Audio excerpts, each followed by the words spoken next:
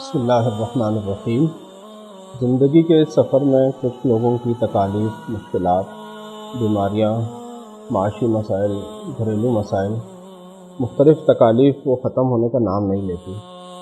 وہ انسان بہت کوشش کرتا ہے، بھاگ دوڑ کرتا ہے، لیکن وہ مسائل حل نہیں ہوتے، وہ تکالیف دور نہیں ہوتی۔ ایسے لوگ جن کی دعائیں قبول نہ ہوں، وہ اپنی بھاگ دوڑ کر رہے ہوں، اس کام کو حل کرنے کے لیے جو راہیں ہیں، جو اسباب ہیں، جو وسائل ہیں، وہ استعمال کر رہا ہے، لیکن وہ مسائل حل نہیں ہو رہے۔ یہاں تک کہ خدا نخواستہ اگر کسی کو جان کا بھی خطرہ ہو، کوئی دشمن اس کے جان کے در پہ ہو، تو ایسے بڑے مسائل کے لیے بھی ایک ایسا نسخہ احادیث مبارکہ میں ہمیں دیا گیا ہے، جس کو استعمال کر کے ہم اپنی معاشی مشکلات بھی حل کر سکتے ہیں، گھریلو مسائل بھی حل کر سکتے ہیں، جسمانی بیماریاں، یہاں تک کہ خدا نخواستہ اگر جان کو بھی خطرہ ہے تو ہم اس خطرے کو بھی ٹال سکتے ہیں، ہم اپنی زندگی بھی بچا سکتے ہیں۔ آقا کریم علیہ السلام نے ہمیں ایسا نسخہ عطا فرمایا ہے کہ یہ نسخہ استعمال کر کے ہم اپنے مسائل اللہ کریم کی بارگاہ سے حل کروا سکتے ہیں۔ لیکن یہ بات یاد رہے کہ یہ نسخہ آپ نے چھوٹے چھوٹے مسائل میں استعمال نہیں کرنا، یہ بڑے مسائل میں، بڑی تکالیف، ایسے مسائل جو آپ کی زندگی میں بہت اہم ہیں، جن کا حل ہونا آپ کے لیے بہت ضروری ہے، وہاں اس کو استعمال کریں۔ صحیح بخاری، صحیح مسلم کی حدیث پاک میں آقا کریم علیہ السلام نے بنی اسرائیل کے 3 افراد کا واقعہ بیان فرمایا ہے کہ جس میں وہ ایک غار میں پھنس جاتے ہیں، غار کے دھانے پر پتھر آ کے گر جاتا ہے، ان کو اپنی موت نظر آتی ہے،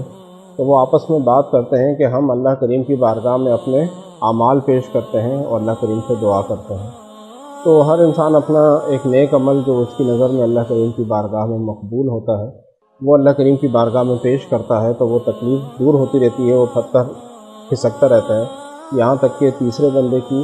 دعا اور اللہ کریم کی بارگاہ میں اپنے یہ عمل، اپنی یہ نیکی بطور وسیلہ پیش کرنے پر وہ پتھر مکمل طور پر ہٹ جاتا ہے۔ تو یہ حدیث پاک ہمیں اس بات کا اشارہ دے رہی ہے کہ اے میرے امتیو،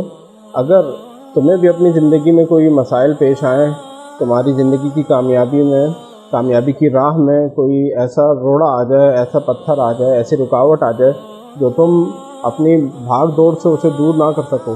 تو اپنی ایک نیکی اللہ کریم کی بارگاہ میں پیش کرو۔ جیسے ہم جیب میں موجود کیش سے بازار سے چیزیں خرید سکتے ہیں، تو یاد رکھیے جو نیکی ہم نے اللہ کریم کی رضا کے لیے کی ہے، جو اخلاص کے ساتھ کی ہے، جس پر ہماری یہ امید ہے کہ یہ نیکی اللہ کریم کی بارگاہ میں مقبول ہوگی، وہ نیکی ہم اللہ کریم کی بارگاہ میں کیش کروا سکتے ہیں، اس کے ذریعے ہم اللہ کریم سے رحمتیں، نعمتیں حاصل کر سکتے ہیں۔ تو یہ ایک عظیم نسخہ ہے، یاد رکھیے، کوشش کریں کہ ہم چھوٹی چھوٹی باتوں پر، چھوٹے چھوٹے مسائل کے لیے اس کو استعمال نہ کریں، بلکہ صرف اور صرف اہم مسائل کے لیے یہ نسخہ استعمال کریں۔ اور جس بھائی یا بہن کا کوئی مسئلہ ہو جائے تو مجھے بھی یاد رکھیں، نسخہ آقا کریم علیہ السلام کا آپ کے سامنے بیان کیا، یاد رکھیے، مجرب عمل ہے، اس کو اپنے عمل میں لے کر آئیں، انشاءاللہ العزیز آپ کے مسائل حل ہوں۔